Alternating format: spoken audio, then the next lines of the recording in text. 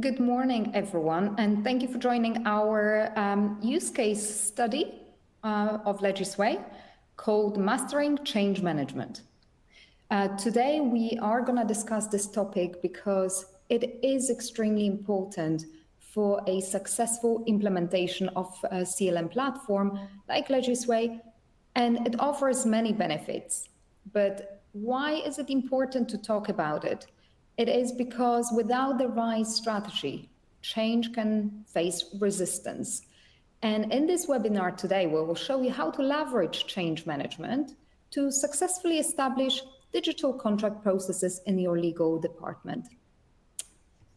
But first of all, let's start with a quick introduction so you know who I am and who you are talking with. So I have been part of Wolters Kluwer for over 2 years now. But by background, I'm a lawyer, and I started off my career at Clifford Chance, which is a large international law firm. Quickly from there, I moved on to other departments, other types of companies, because I noticed a lot of inefficiency in the way the work has been handled. And it's not a criticism, but it's a lack of approach that I wanted to see in the way I work personally. So I moved to Gartner, which is a large organization that looks after and analyzes market of different providers of technology for different sources, reasons, companies, industries. But it analyzes and looks for ways of making your life as efficient as possible. Then I had an experience at the heart of digital transformation at TUI. TUI is a large international travel operator. And at that company, I was part of a change from being very manual to being technology-oriented. And I have seen firsthand how and why some projects are prone to failure and some to success, because it was a very, very lengthy and informative process. And then I moved to the vendor side, where I currently am at. So I was part of Litera, I was part of innovative AI solution called Della, and now moved to Wolters Kluwer. So I have seen digital transformation from absolutely all angles, and I have been able to hopefully present, and I will be able hopefully today to present to you some approaches that over and over again I've seen as very, very important. But first of all, let's start with a little joke. And I don't mean this as a criticism, but as an exemplification of what is the actual reality. So why did the in-house lawyer cross the road, says the joke? To review the policy on road crossing first, request stakeholder approval, and then ultimately decide it's safer to stay put. And again, it's not a criticism, it's the way how lawyers think and how lawyers work. Because you will realize that for many of you that join us today or listen later on, it's simply a reality. Lawyers manage a lot of risk, a lot of it. Unsurprisingly, there is such a hesitation among lawyers to avoid change, because change is full of risks, as you are getting into the unknown space, full of potential complications, liabilities, etc. Now, implementing new software definitely brings many opportunities, but also some challenges. And that's why we are talking here today. And one of the biggest hurdles is not the technology itself, but the acceptance and involvement of the people who work with it. And I will give you some examples later on to show you that it really makes a difference when you think about who is involved, how the involvement happened. But before we get and dive deeply, I want to start and I want you to think about projects as of stories, books, or novels, because every story has its beginning, middle, and the end. And the same with projects. And these stages are extremely vital. But it's also very important to remember the beginning never is where the story or the project really begins. And I'm gonna tell you a story without really a happy ending, unless you will take the change management seriously. Because I can sit here and tell you things based on my experience, based on examples that I have seen from real life, but you can choose to listen and apply or not. It's your choice. But the following research of companies have quite some solid and very interesting statistics to share. So let's think about project stories, but let's look at some stats before we dive deeply into the subject. 70%. In the world of legal tech, it's quite a famous number, and it comes from various sources and on various angles. For example, 70% delivered in research by McKinsey talks about change initiatives that fail. So McKinsey's report indicates that around 70% of change programs fail. That's quite a lot. Primarily due to employee resistance and lack of management support. Employee resistance and management support lacking. This highlights the critical need for structured change management in legal departments. But it keeps repeating the same keeps repeating, the employee resistance and lack of management support. Another 70% stat relates to a 2023 report by EY Law and Harvard Law study, where 70% of in-house legal team expect rising workflows. Yet only 33% have a formal plan to manage change. What it means is that the gap underscores the urgency for legal teams to prioritize structured change management initiatives. And it could be very risky, because if you do not have a plan, but you are awaiting a change and changes increase workloads, in this case that is forced upon you, but you don't really have a solution, it can put you in a very uncomfortable situation.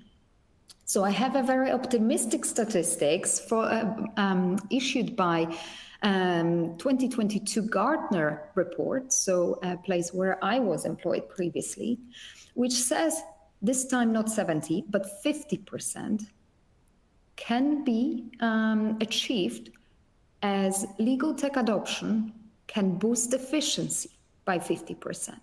So legal tech adoption can boost efficiency by 50%. So imagine, if you are adopting technology, you can deliver yourself a huge success straight away. But if you do nothing and you are faced with 70% of increased workflows in a very short space of time, then unfortunately you are not going home tonight, and you have to stay and work much, much harder without the appropriate, easy to achieve efficiency. However, all those statistics are negative and positive, but the success depends on effective change management strategies to ensure successful adoption and integration and to avoid failure. It highlights clearly that there is need for tech, there is hope for success, but it does require the right approach.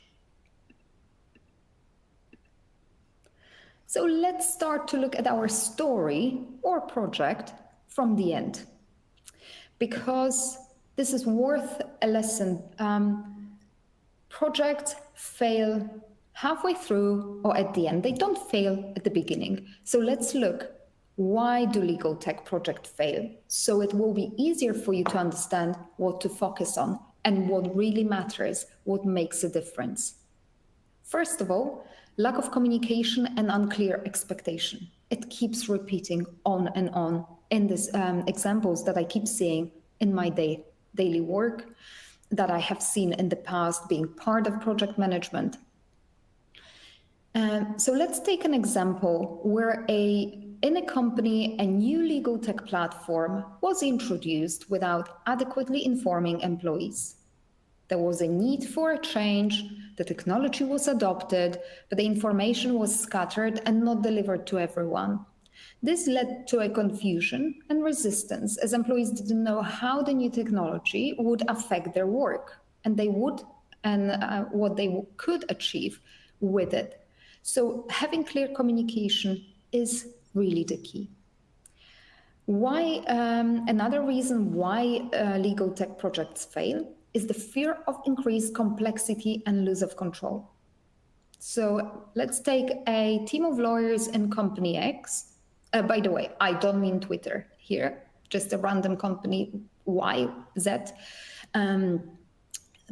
that feared that the new software would complicate their work and they would lose control over their existing processes. Yes, the workload is rising, but we have well-set processes. Is it rightly set for the increased workflows? Probably no, not. But the process is what we have. This often is seen when teams are working in Excel, Word, they utilized communication platforms, emails, and in the best case scenario, SharePoint. So moving from that to a completely new system that delivers efficiency, but it's new and unknown, is a big change. And it needs to be appreciated by the project teams. And it's definitely appreciated by vendors because we often see that there is too much fear and resistance from the change to actually make a step forward and be open to that adoption. So be wary of that. And the last one, insufficient training and lack of support. That often comes from the fact that people think that are faced with introduction of a new solution think that they will somehow manage. They manage so far and they will somehow learn. But it's a great a great way to fail because employees often really feel overwhelmed, especially if you think about lack of time on the hands of lawyers or people that are part of the project. Learning a new thing really requires an attention and in order to use the software efficiently. So let's come back to the beginning of our story, because to start well and for the project to work and have a happy ending, I recommend 5 different steps. Starting with analysis and goal setting. Why do we need those 5 steps? Because introducing new software is not a sprint, so it has to be planned. It's a process. Companies that follow these 5 phases reduce internal resistance and achieve sustainable improvements in contract management, and we have seen it. I have personally seen it over and over again. Sometimes it takes a short time, sometimes it takes much longer. It will depend on the structure. But these 5 steps that we will discuss in a moment are definitely very key to a successful implementation and change resistance achieving. So let's therefore look at the story from the beginning and how to start for it to work. So analysis and goal setting. Where do we stand today? It's a very important question to ask. Why even change? What's the main reason for it? One example could be the increased workloads, but the other one is lack of efficiency, dealing with admins. And there are certain easy things that you can think of. Administrative tasks is one big thing, but also communication with different stakeholders, ability to find information quickly, know what's in your contract very quickly, report on it, and be very thorough with what you're looking at, not missing deadlines, and getting on top of your work without going through Excel spreadsheet over and over again. So every successful software implementation does begin with a very clear analysis of your current challenges. So in many legal departments, we see that contracts are stored in various places without central repository. Deadlines are often missed due to lack of automated notification or monitoring, lack of transparency about who is working on what, who is working on which version. Processes are manual, which often costs time and causes errors, potential liabilities, maybe some additional financial obligations. How to approach it, how to make it right. Identify the right stakeholders. Who needs to get involved in the process? Beside the legal team and legal department, of course, who else should get involved very early on to make sure this is working? Often you need to think about IT.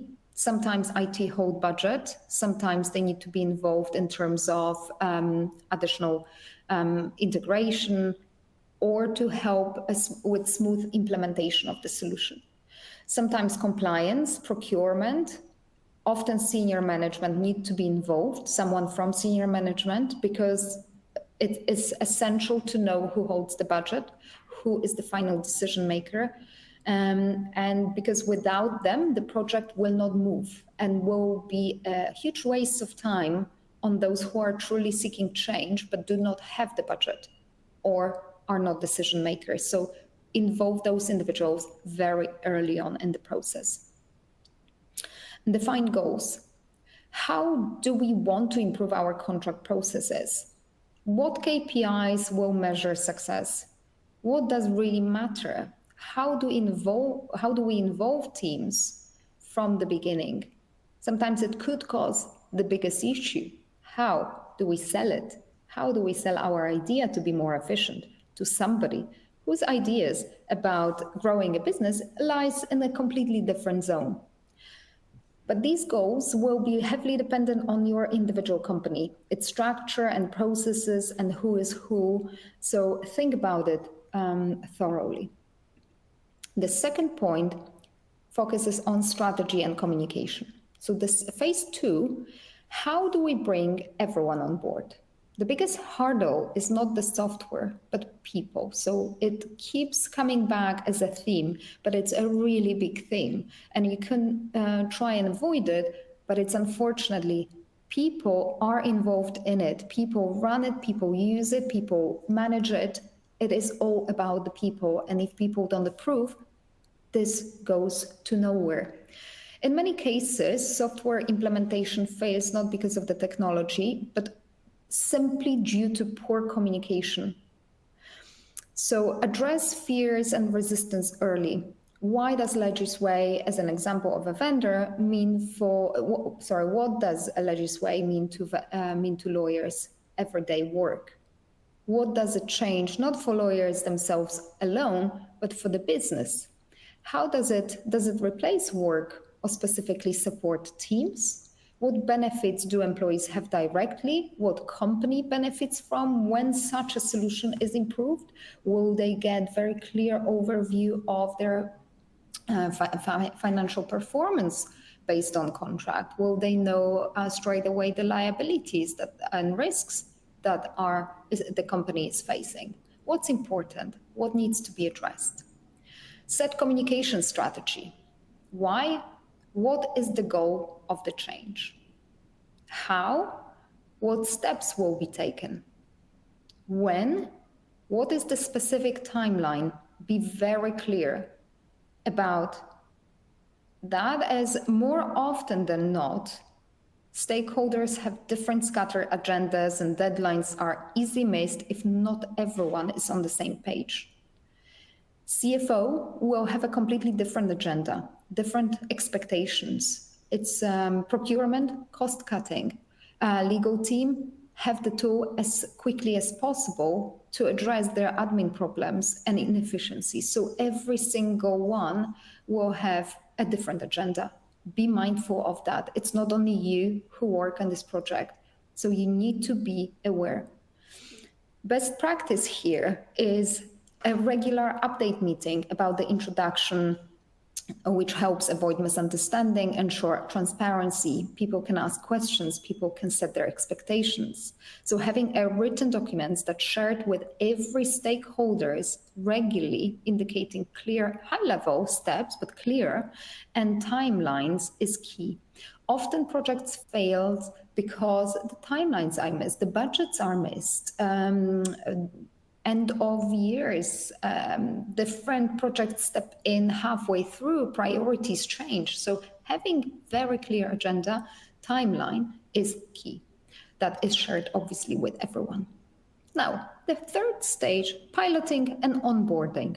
So once we identified and went through the two main phases to literally stakeholders buy-in, we can start piloting and onboarding. So test first and then roll out.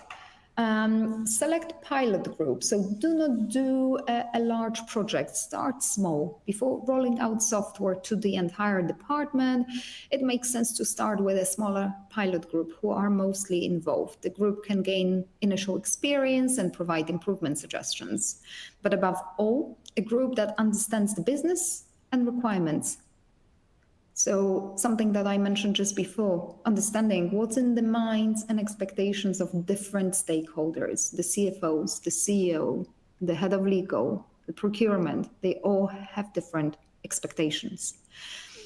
For example, gain efficiency for the legal team and for the budget holder, ensure to stick with the budget. So someone who understands different business aims, right?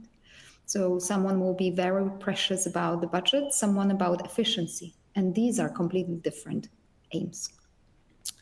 Identified quick wins. Which processes can be optimized first? For example, get rid of admin for legal counsel or be able to report on your data to hand. What's more important? Are there quick wins that will convince the team, understand what's important for each stakeholders, and make sure this makes sense? You do not have to do everything at the same time. Straight away, you can add things on the go, but start with quick wins and share experiences. Think and see what's working well, what adjustments are needed before the full department rollout.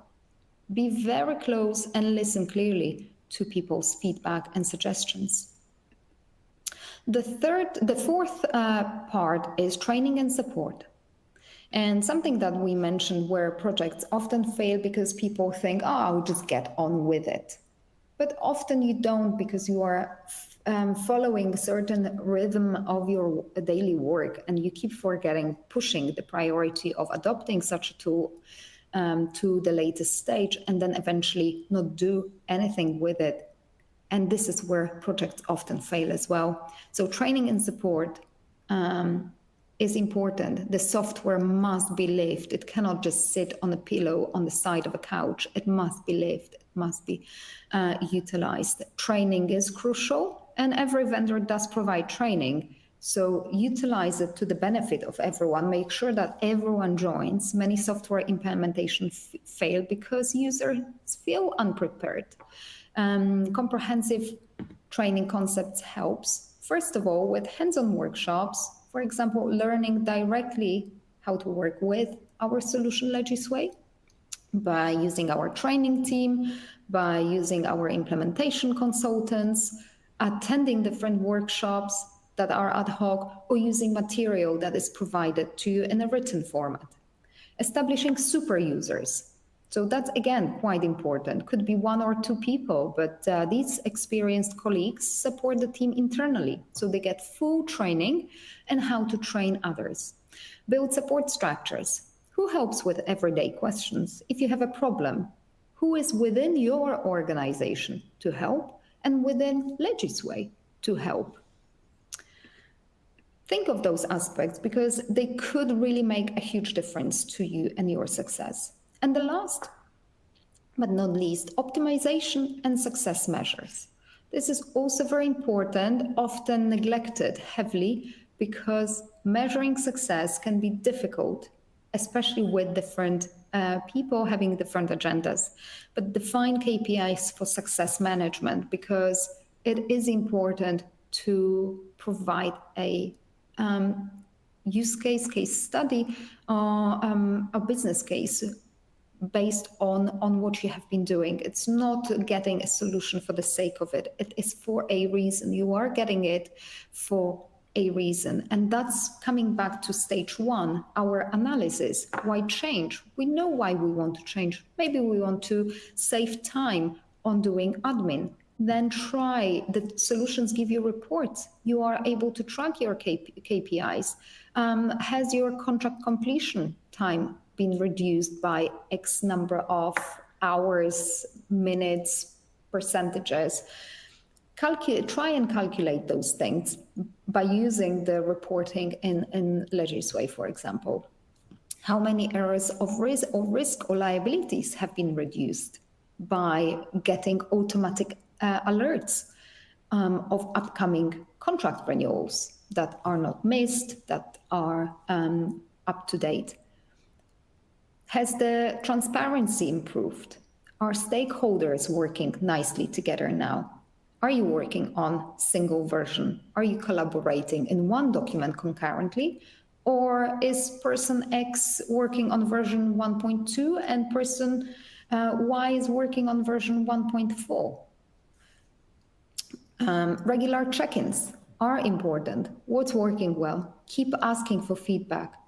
Are there any new challenges that come with the adoption of tech? What are these? How to address them? Continuous improvement. Adjust and further optimize processes. So when you start small, you can grow. From admin time reduction, you can improve your contract process speed, for example. Share success stories to further increase acceptance. There is nothing more powerful than sharing your own story and highlighting how quickly you managed to get rid of your alerts or get rid of contract renewals by getting automatic alerts. And not needing to search through your calendar, not needing to look through Excel manually, or if you were asked for specific information by your CFO on how many contracts have been signed in the last 6 months for value of 1 million, you will be able to pull a report within less than a minute in a solution such as Legisway, because all data is stored. However, if you do not have such solution, you have to spend probably a day of accumulating such information to deliver the results. And not sure if this is even fully accurate, if you haven't missed anything. And so looking at some examples, there are ways of successfully implementing, but these 5 steps I would definitely highlight and make sure they are relevant. I wanted to share with you some use case, but this is heavily based on what we've discussed before. So example of Kaching Holdings, which is a fake company, but very much a relevant and repetitive situation that has happened amongst different companies.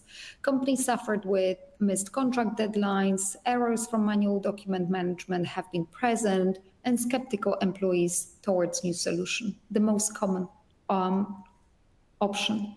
But by using solutions such as Legisway to solve these problems, initially doing a pilot phase with a small team and testing contract management module, applying comprehensive communication and getting continuous feedback, the change process with Legisway happened very quickly. And within the first 3 months, contract completion was 40% faster due to automatic alerts, introduction of automated workflows, and build-in contract collaboration, which allows for concurrent collaboration with internal stakeholders and external stakeholders. There was clear communication and people weren't lost in the game. They streamlined their processes and increased team trust. The results were impressive because the right approach has taken place. So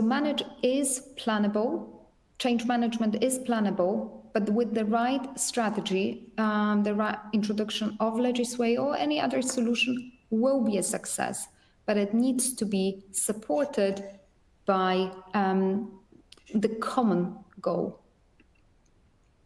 This is all for today. If you have any questions or would like further information from us, do not hesitate to reach out.